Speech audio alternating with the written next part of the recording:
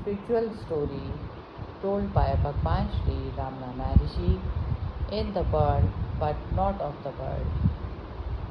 Kadubeli Siddhar was famed as a very austere hermit.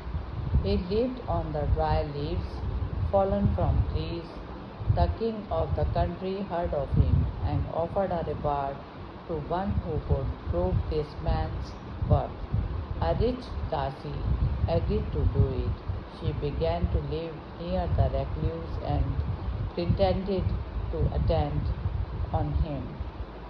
She gently left pieces of papadum along with the dry leaves pickled by him. When he had eaten them, she began to leave other kinds of tasty food along with the dry leaves. Eventually, he took good, tasty dishes supplied by her. They became intimate, and a child was born to them. She reported the matter to the king. The king wanted to know if she could prove their mutual relationship to the general public. She agreed and suggested a plan of action. According the king announced a public dancing performance by the Dasi and invited the people to it. The crowd gathered and she also appeared, but not before she had given a dose of psychic to the child and left it in the charge of the saint at home. As the dance was at its height, the child was crying at home for its mother. The father took the baby in his arms and went to the dancing performance. As she was dancing hilariously, he could not approach her with the child. She noticed the man and the babe and contrived to kick her legs in the dance so as to unloose one of her anklets.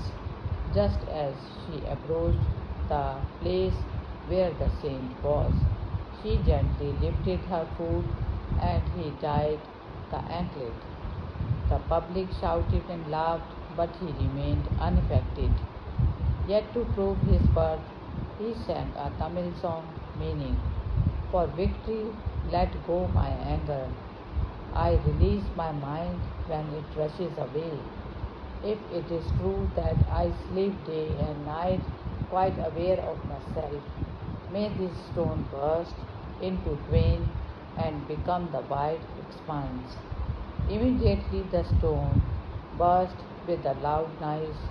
The people were astounded. Thus he proved himself an unswerving Jnani. One should not be deceived by the external appearance of a Jnani. Although Jivan Mukta associated with the body may, owing to his prarabdha, appear to lapse into ignorance or wisdom, yet he is only pure like the ether, which is always itself clear, whether covered by dense clouds or without being covered by clouds.